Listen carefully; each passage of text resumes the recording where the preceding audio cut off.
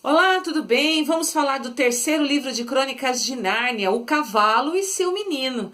Uma analogia engraçada, né, do autor C.S. Lewis para trazer essa história. Ele, quando foi escrito, foi o quinto livro, porém, quando organizado em ordem cronológica, é o terceiro.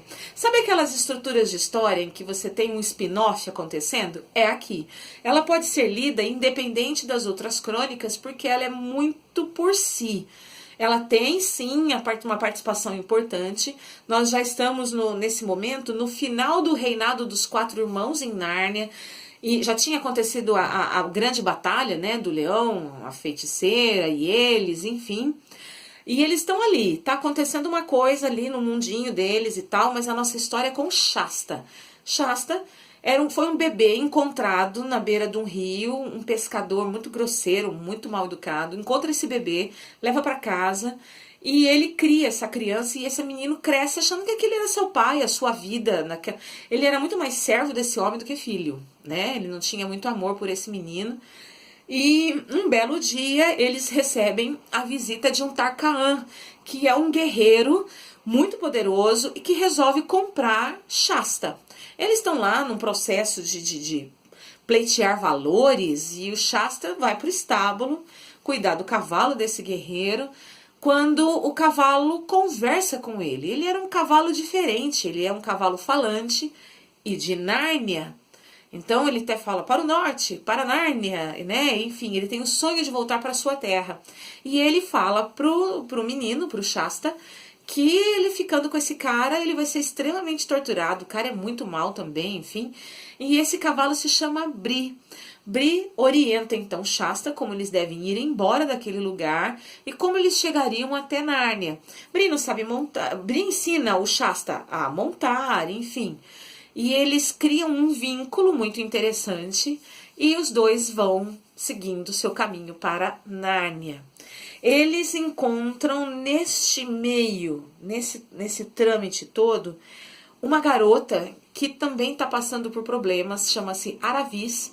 Ela vai ser obrigada a se casar e ela deseja muito mudar de vida. Ela não quer aprender todos os conceitos da corte, ela não quer nada daquela vidinha de dondoquinha, ela quer viver a vida dela da melhor maneira, da maneira que ela acha possível. Então a figura feminina da Aravis representa essa liberdade da mulher, esse desejo dessa liberdade feminina. E até que ela, com a sua escrava, se organiza e vai embora com uma égua.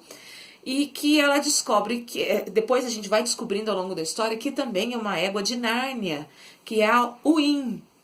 Tem gente que lê Ruim, mas é Uin. Então, Aravis e Uin seguindo o seu caminho, longe dessa vida que ela levava. E o nosso amigo Shasta querendo chegar a Nárnia com o seu cavalo Bri, ou melhor, o seu cavalo Bri, acompanhado do menino Shasta. Em certo momento eles se encontram, porque eles têm que atravessar uma grande cidade, eles têm que atravessar um deserto até chegar em Nárnia, só que eles vão para a cidade do Tisroque, como eles dizem, que viva para sempre, enfim.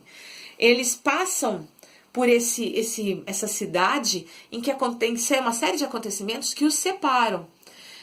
A Aravis tenta de alguma maneira voltar para o trajeto que eles tinham combinado e o Shasta é levado por engano para dentro da comitiva de 4 reis que estão passando por lá, porque a rainha Susana está sendo cortejada pelo o príncipe daquela cidade, o príncipe Rabadash, que até o momento se mostra muito amigável, mas ele não é tão amigável assim.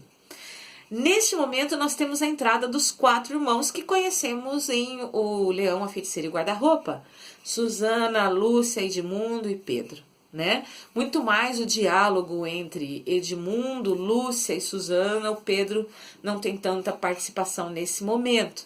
Então, muita coisa acontece. Nós temos uma batalha épica para tentar libertar aquele povo e fazer com que Rabadash não tome as terras de um rei chamado Luna e que chegue até Nárnia. Então Nárnia e o rei Luna se unem contra Rabadash.